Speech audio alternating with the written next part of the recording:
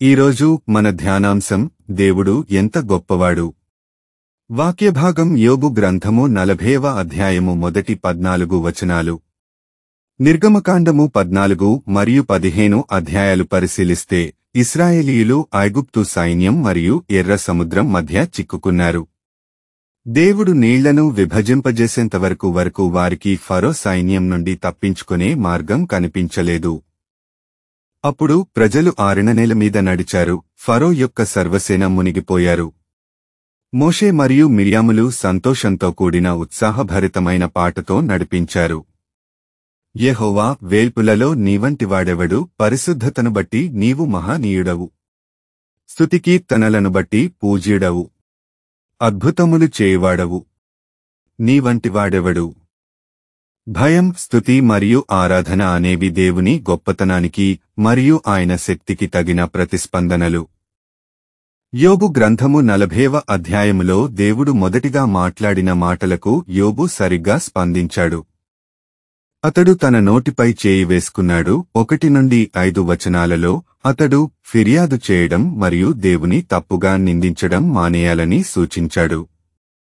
అయితే ఇంకా ఎక్కువ అవసరం ఉంది. కాబట్టి 6 నుండి 14 వచనాలలో దేవుడు రెండవసారి మాట్లాడాడు. యోబుకు సవాలుగా నిలిచిన దేవుని గొప్పతనం మరియు శక్తి గురించి మనం ఇక్కడ చదువుతాము. సర్వశక్తిమంతుడి కార్యకలాపాలపై అభిప్రాయాన్ని కలిగి ఉండటానికి మానవులకు ఎక్కడా అర్హత లేదని దేవుడు ఖరాఖండిగా చెప్పాడు. యోబు చేయలేనిది మరియు దేవుడు చేయగలిగినది ఏమిటి? 10వ వచనంలో ఆయన ఆడంబర మహాత్మ్యములతో, గౌరవ ప్రభావములతో తనను తాను అలంకరించుకుంటాడు అని వ్రాయబడింది. 11 నుండి 12 వచనాలలో గర్విష్ఠులైన దుర్మార్గులపై తన నీతియుక్తమైన కోపం యొక్క ఉగ్రతను కుమ్మరిస్తాడని వ్రాయబడింది.